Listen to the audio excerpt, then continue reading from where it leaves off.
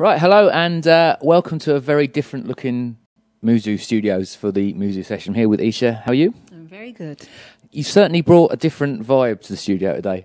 I think it's really important when you're singing, well, certainly the kind of music I sing, to create an ambience to help you be in the moment. Yeah. And coming into a studio, I didn't know what the setup was here, and it's lovely, but coming into a studio, I wanted to try and create a space that I could feel present in, that I was actually in it. And is that very important for you when you're recording or playing live, that to kind of make it your own space as opposed to kind of, just being in another room?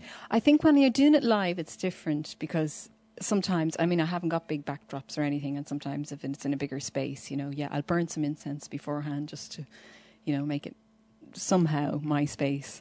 But I think more in this kind of setup where there isn't a live audience, the audience are kind of the atmosphere, the interaction with you and the audience. So when there isn't a live audience, I thought it would be important to kind of create a space, yes. But is it hard to, you say, playing live when you go out and kind of play the more maybe standard kind of gigs, to make that connection with people for an acoustic artist? Yeah, well, for me, certainly singing in pubs doesn't always work. Sometimes it does. Maybe it works for a few people in the pub, and I think nobody's really connecting with it, and then people come up to me afterwards and say something to me. But if I play in a space that's like a theatre space or something, that's really where I can really give what I have to give to people, and they're able to, feel it more. And the songs seem very much, that it's stuff you need to listen to and connect with what you're trying to say. Well, yeah, I think there's music for your feet, there's music for your head, there's music for your heart, and mine is definitely for the heart. Yeah. And we're just saying you picked up a clip on MUZU of Little X's for Eyes, and they did a similar thing. And again, they're playing acoustic, and there was more of them, but they were still in that. So, and they brought some things in and made it a different kind of space, didn't they? Yeah, they knew what they were looking for.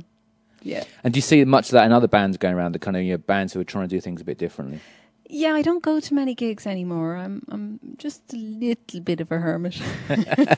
Is that good though for your music? Do you think it is. suits That's you? what happens when I'm in a creative kind of place and we're starting to write and record the next album. So when I'm in that creative place, I definitely don't look for, I don't want anybody, any influences coming in. I just want it to come from somewhere deep inside me, And so really, you take stuff on board, maybe subliminally, but if you hear a record, you hear bands. You do. I think you do. Yeah. And do you sometimes then when you're writing songs, you go, oh, that sounds like someone else? Or? Well, it's not that maybe the melody would sound like someone else, but you might be influenced by, putting an instrument in there, because there's a lot of banjos going around at the moment.